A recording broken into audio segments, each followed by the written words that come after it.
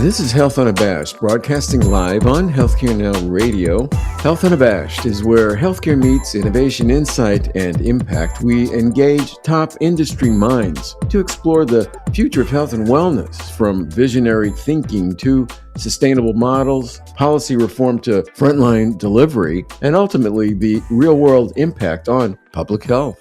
I'm Greg Masters, co-host and executive producer, alongside my partner in conversation, the ever-curious digital health aficionado, author, editor, global thought leader, and industry steward, Gil Bash. Together, we bring you the people, ideas, and movements reshaping healthcare, not with hype, but with purpose and persistence. Now, with no further delay, Gil, the mic is yours. Greg, thank you so much for that gracious introduction. And also, I know that you're very involved in two radio shows for the network. Obviously, Pop Health Week, yourself and Fred Goldstein, is a longstanding program on the network. And you have another very exciting show right now on, psychedelics and psychotropics and the innovation in that sector. So I want to congratulate you on two outstanding shows. And I also want to welcome an outstanding guest who's with us today. I think that this is a name that probably everybody listening to the program knows. And if you walked into the room, they would stand in respect. Edward Marx, who is undoubtedly one of the most giving people of our industry. Some people see knowledge as proprietary property that sets them apart from others. Ed is gracious, giving, and sharing of his wisdom. Many people know him from his leadership role at Cleveland Clinic, where he served as chief information officer, and really made a difference during a fundamental shift in that institution's growth and its international reputation as one of the most admired and patient-centric health systems, certainly in the United States and perhaps among the world. Ed also has written some game-changing books. I think many of us have. I think it was probably the first book, the Digital Transformation book, which is a fabulous book. I still feel it's a must-have book. Some people might say maybe a tad out of date, but I think if you feel that way, you got to read it still, because it's the fundamental foundational knowledge of a sector that has blossomed and actually sowed the seeds of that success. Ed has also been involved in writing another series of books right now. I think they're very important because we tend to be very monophobic and think of the United States as the source of great health innovation that impacts the health system. Not true. Not true at all, as a matter of fact. There's great innovation going on in Europe, in Israel, in Asia, in South America. I see a lot happening right now. Ed is busy with teams of people chronicling that knowledge and bringing it forward. He's just published his first book, which is available also through the HIMSS library, which is about the innovators in Europe. I want to welcome you, Ed, back to the program.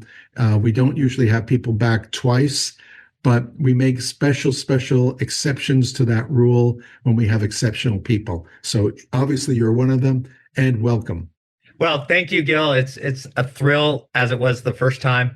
And you're right about your producer, Greg Masters, amazing. And so anytime I can spend time with either one of you, I am all in. So I'm just excited to be here with you. Also, I want to say to our listeners, I'm very grateful for Ed being on the program. He has been in Europe this week. He's been out on the West Coast, in the Southeast. I think he's back in the Southeast in Atlanta right now. Perhaps he's visiting Emory, or one of the great health systems down in Georgia. Every time I follow you on LinkedIn, Ed, which is every day, I sort of feel it's a travel log. I don't know where I'm going to find. It's like the Where's Waldo of health information. Where's Edward Marx in the world right now? I think this week I saw you in maybe Germany or Austria, someplace like that. You were in Central Europe. Then you bounced over to San Diego. Then you ran over to was it Miami? Yeah, Miami. Miami. Now in Atlanta. So tell me a little bit about these travels. Why are you always out and about? And I often see you around a table with other wizards of health information, hospital systems, and you're appropriately not holding court, you're sharing court with people in our space, sharing your wisdom openly. Tell us a little bit about those trips and why. Yeah, it's super exciting. I wish I could say I planned all this out and it had some great vision around it, but it just kind of fell into place, as many great opportunities do. And so I always say I'm the luckiest person in the world, because not only because of my private life, but my professional life. I get to travel all around, as you mentioned, and see what's going on around the world and just get these super duper insights. I shut up when I travel, unless I'm speaking. I shut up and I just listen, because that's how you learn and that's how you get passion and figure out what's going on. And so I am blessed that way. So yeah, I love to bring together tables, small tables, not big ones. You could do big events, but you don't really have the intimacy, right? That you get to know someone. So I do these smaller tables, invite people, and we just chat and really focus, sort of the magic sauce, Gil, and you're expert at this, and I learned from you, is the personal side, right? It's about the human connection.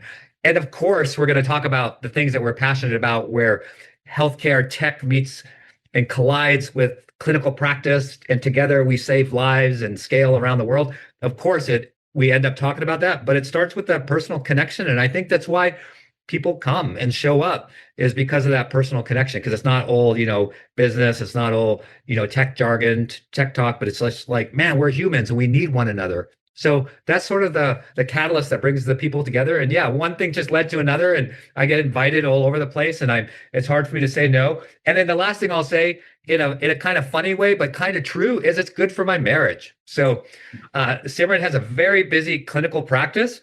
She will accompany me typically on the overseas trips. But she's home doing, I call it lingerie time, not pajama time, because it's stealing from me my lingerie time, because she's not, because of the burden that clinicians have that we all are familiar with, that we've called pajama time, but for us it would be lingerie time. So, so she's busy, but then when I come home, it's a terrific reunion every week. Well, we don't want to know about the lingerie time program, but we're really interested in hearing about when you're together with colleagues in, whether it's Germany or Italy or England. I see you at you must have one of those special U.S. passports that's extra thick. I do. Yes, I figured as much. You must have stamps like from countries that we don't even know exist. But tell us a little bit about, without divulging confidentialities. So tell us what you hear around those tables when you're with these small groups of industry colleagues. Yeah. So one of the universal things is the AI bubble, right? And that's arguable. Is the AI bubble or is it not? But generally, everyone around the world is all in on AI. Yes, of course, we're already seeing it transforming our personal and profession. But, sort of that wave of overinflated expectations and all this money being poured in and all these expectations. So this is how it manifests itself. A board member hears about AI. They probably, typical board member, not necessarily tech enabled, if you will. And so they hear headlines, see headlines, and they come back and at the board meeting, they put a lot of pressure on the CEO and the C-suite. Hey, what are we doing? AI. I saw this all the time. I'm on a couple of boards. And so they feel a lot of pressure to respond. So they do all these little pilots and little projects. And in fact, I have to be careful. I don't want to say too much, but they'll have a list ready to go. Like, this is all the stuff that we're doing. But you check back, if you do check back 6 months, a year later, none of it really manifests itself. And so there's this tremendous pressure, though. So on the CIOs and the chief digital officers, they carry this weight. And that's what I'm seeing universally. They're carrying this weight. I got to do something.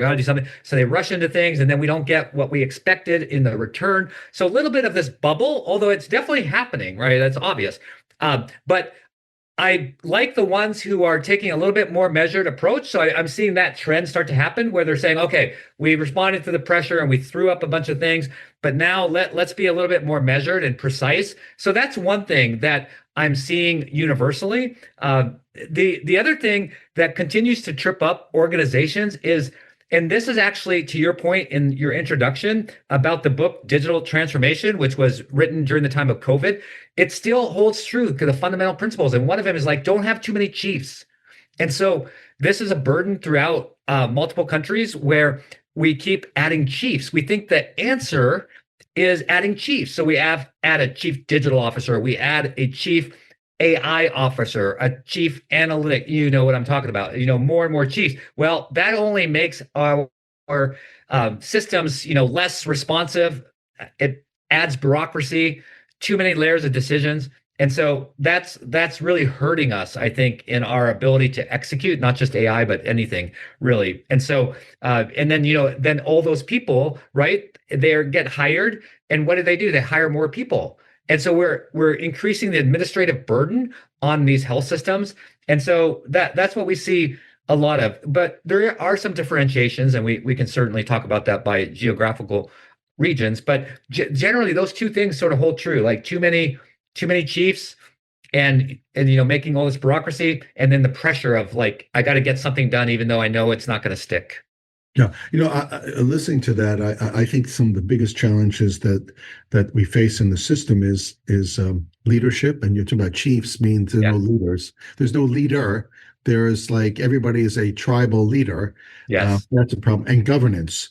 And I find that I don't worry about the technology. I mean, the technology cold, so do another X number of people. Yeah. The technology isn't the problem. I think it's actually the leadership, and also, are we innovating for the people who actually have to use this? I think of the poor nurses where the rubber meets the road, and I think that the nursing community is being flooded, overwhelmed with responsibility. And I remember walking through a floor in a hospital at night, in the middle of the night, seeing all these nurses on laptops and carts outside patient rooms. And I was saying to myself, they've become programmers. They don't spend time with people any longer. They spend time with laptops. And, you've lived that. I also see you visiting hospitals. I think I saw you visiting Embry the other day or something. And so when you're visiting all these places and institutions, are you welcomed into the halls of the hospital to see what's up? Yeah, that's the beautiful thing of it. I do that for a couple of reasons. One, I'm no longer a member of the C-suite at a hospital, so I don't want to lose too much touch and credibility by being, away from those hollowed halls where people are taken care of. So by doing tours, I do at least one a week. By doing tours, it's good for me and my soul to make sure that I never forget and understand and see clinicians and see patients and everything that makes that work. So it's really good for my soul. The other reason I do it is I'm bringing people together that don't hardly get together, but they're in the same city. And again, I don't want to pick on a city because almost all of them are like this, but literally they will be in the same position at a hospital, sometimes a competitor, sometimes not. They've never met each other. Or maybe they meet each other at a conference, but they've never spent time in each other's footprint. And I think there's something important about that, because it breaks down barriers and maybe gives opportunity, a chance to work together. Like, do we both need a nuclear or MRI machine?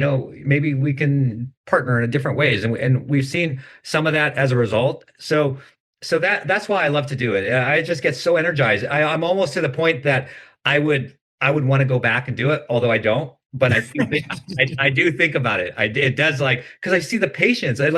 I just got to tell you one quick story, Gil, just because there's multiple of these stories, but one of the recent ones, we're at a children's hospital that has the only zoo. So this children's hospital, I think Nemours, has a little zoo. And so we were given the tour by, I think, a master's level clinician who works with these young adolescent cancer survivors and going through treatment. And so we're like, oh, what, tell us about the Shetland pony. And she's like, oh yeah, there's a 12-year-old Susie, and because of chemo, she's lost all her hair. So her only way of having a normal life for her is every day she gets out of her hospital bed, goes to the zoo and pets combs out the hair of the Shetland pony. Wow, heavy. So it just rebases us, like, man, we got to double down. We got to get rid of this bureaucracy we're talking about. We got to get smoother governance. We got to really leverage this technology to save people's lives, because there's people like Susie and others, that need us to get I like to say, and you've been very kind and supportive of my efforts, I like to say we have to rebuild a health system that remembers its humanity. Yes. And you've been, a big fan of that as well. It leads me to sort of offer an analysis. I mean, you're brilliant. You know the sector cold. And a lot of our conversations and exchanges, the work that I'm privileged to be part of your workflow groups, you're sort of very psychodynamically self-aware. I think the work that you and your wife are doing sometimes when you team up on relationships and you talk about that, I mean, emotionally, psychologically, you understand it's all about people, whether it's about husband and wife, or a leader and the members of a community, or information bringing people together. You have that real focus on people. How did that happen? I mean, usually when you meet a chief information officer who's probably has some form of engineering background or something, it's about the data, it's about the machine, it's about the system, the system, how the system will work. And then, oh, those are pesky people that are getting in the way of my work. You're the opposite. You sort of embrace the people and understand that the people being in harmony makes it happen. What happened to you to feel that way? I've thought about this recently, and I know you can relate as well. I think the main thing is suffering.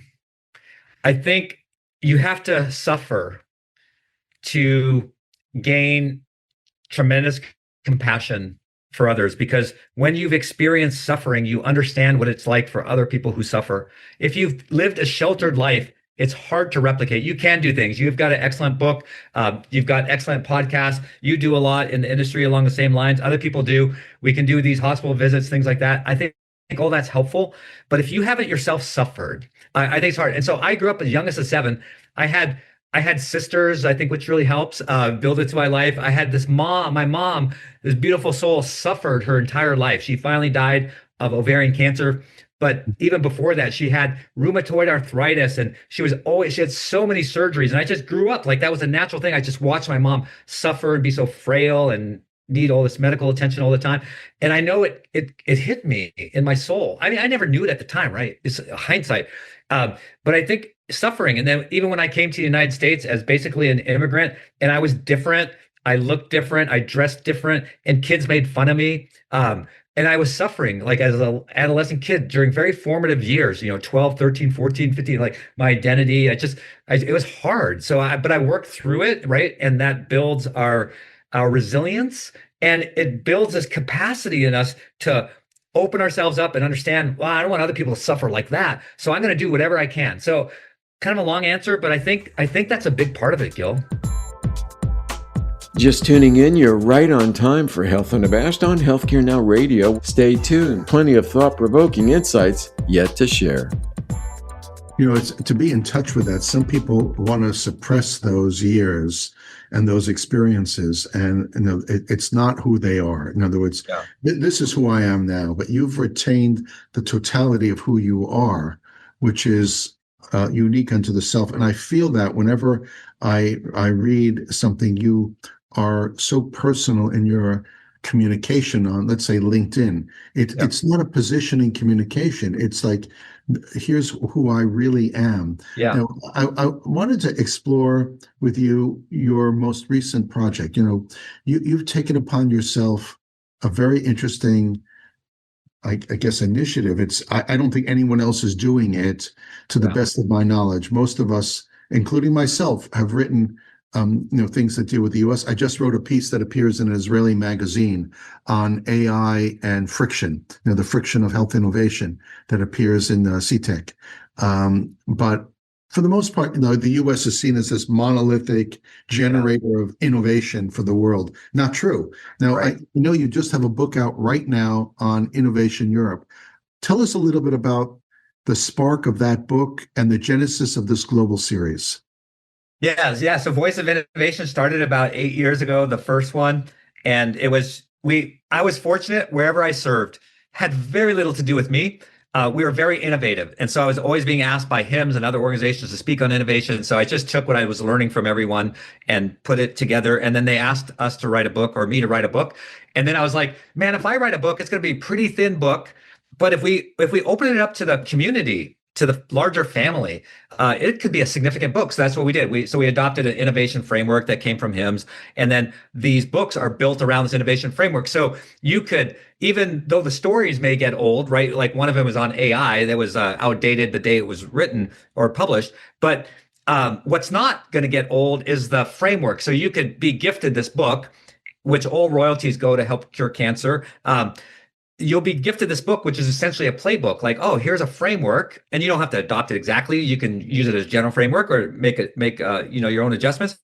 But you can look at 4 or 5 examples of other respectable organizations or someone you can relate to that that has done this. And so you could actually do innovation. If your boss said, do some innovation, you could take the book and really, really helpful. And then again, as I just mentioned, the book is not like all these brand names. We tried to get federally qualified health centers, critical care access hospitals in there, as well as some of the brand names. So you're right. We're very US centric because, right, it's natural. We're selfish people generally, and we think about ourselves and about our local establishment. Make us into ugly Americans. No, I know. I'm not trying to do that, but it's true. I know it is. Yeah. So then we're like, okay, so we did several. So we had two editions of Voice of Innovation General, and then we did one for payers, and then which is interesting. Maybe not time for another chat. That's a show unto itself. We'll have you back for that one. Yeah, that was, oh, wow. Okay, so then it was like, wait a second, because we had maybe out of 35 writers in a particular book, we had maybe 2 or 3 from Europe. And so it dawned on us that Europe is different, obviously. And so the cultures are different, and it's a bunch of different cultures, 43 different countries. And so it was like, or 46. So it was like, wow, they're doing stuff, to your point, Gil, they're doing stuff that we're not doing, and we need to learn from them. And so that's how it came up. And so we had some co-editors that are from Europe, understand Europe, and I'm originally from Germany. And then we put the book together. We had about 50 or 60 responses. We picked half of them. So we have over half the countries in Europe are represented in the book, and that's how it really came to be. So yeah, it was produced and then launched just in time. You know how this goes. It's always tough to make those deadlines. But yeah, it is out now, and it was really, really, really well received in Europe. And so what happened also is that we got approached by Latin American countries, and so they were like, "Hey, what about us?" Because Gil, to your point, and I don't want to lose this point. We always think we're the ones that do all the great stuff. And even within the United States, what I discovered is we always think the brand names, and I'm not going to name them because we all know who they are. And I have deep respect for them, and they're very important. But that's not where the most of the innovation is happening in our country, because I travel around the country and it's happening in Springfield, Illinois. It's happening in Topeka, Kansas. And I'm always blown away. I don't think I will be anymore, but I would go in these places and they would do things and show me simulation centers as one example that were 10 times better than any of the academic medical centers. And I was like, whoa, wow, what a lucky community. So anyways, we're finding the same thing in Europe. And so Israel, right? Israel's a hotbed, as you very well know, for innovation. It's like, why are we not tapping into Israel? So we're doing a book, and thank you, you're a co-editor with me. We're doing a book to highlight all the innovation, because we need to hear it in the United States, because for a wide variety of reasons, right, it's hard to come into the market and break in. So this book will help Israeli companies and health systems, give exposure to them around the world, because they're doing fantastic things. And so, yeah, so then I mentioned Latin America came up. So we're going to publish in Spanish first, and then second English. That's going to be kind of fun. And then, so I'll give you one more example, because it's so funny how this happens. So the Canadians came up to me and they're like, amazing, crossing their arms, and they're like, how come it's always about the United States, and now you've done Europe?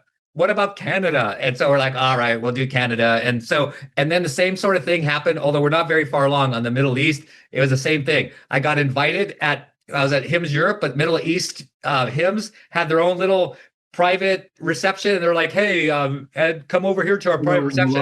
Morocco is building one of the world's most advanced health systems in Vermont. That is I had the chance of interviewing the president of that hospital system. It is world class. Maybe we'll do the voices of innovation from Morocco. Yeah, I could just see you and your wife on camels, sort of like traipsing through the desert on one of your many, many adventures. Yeah. Now, speaking about the many adventures of Ed Marx, triathlete, a marathon runner. I'm surprised I've not seen you paragliding, but I'm sure you have. What's the next big adventure for the Marx family and for Marx Advisory? Yeah, that's a good question. If we have any major adventure coming up, we are going to Abu Dhabi. So I'll be speaking in Abu Dhabi, but also it coincides with the World Championships for triathlon. And so then from there, we're going to head. So my wife and I are heading to Egypt. Have not been to the Great Pyramids. We're trying to hit the 7 wonders of the world. And so nearby is Petra. I love it. Luxor. Yes, Luxor. Right. Yeah. Yeah, you know all these places. I've not spent much time there as you have. And so that's sort of our big adventure that's coming up in November. So we're really looking forward to it. But yeah, it's a fun. It's my wife's crazy fun. So I have to give a, as they say, the proverbial tip of the hat to you. You're like so expansive. You're like a universe unto yourself. Athlete, adventurer, a relationship counselor, health IT wizard, and counselor to the world. Marx Advisory. You also operate a very important consultancy. And in the few words that we have left, just give us a few sentences about what you're doing with the Marx Advisory. Yeah, I just love people, and I love connecting people that want to be at that intersection we've been talking about of clinical and technical, and that collision that happens where we can save people's lives, improve experiences. And so I just work in that space to help really cut down the cycle time on both sides, right? It takes 18 months at least to get a project up and running. And we need this technology now, not 18 months. So I just figured out a few clever ways to bring people together in a non-salesy way. And it seems to really resonate in the marketplace. So I'm just thrilled to do it because it's a win-win for everyone. And how do people stay in touch with you, Ed? Because I invite that because you're so good at that. And last word. LinkedIn is probably the best way. So Ed, I'm grateful for you joining us today. Greg, as always, thank you. Thank you. And that, dear listeners, wraps another thought-provoking conversation here on Health Unabashed. A heartfelt thank you to our global audience for joining us and to our guests. Health Unabashed streams live on Healthcare Now Radio Monday through Friday at 10:30 a.m., 6:30 p.m., and 2:30 a.m. Eastern. That's 7:30 a.m., 3:30 p.m., and 11:30 p.m. Pacific. Want to stay connected? Follow Gil at Gil_Bash, and that's BASHE, and me, Greg Masters, MPH, on Twitter, and that's Greg with 2 G's. Tag your insights and feedback using the hashtag HealthUnabashed. Until next time, keep listening, keep learning, and keep raising your voice with no apologies.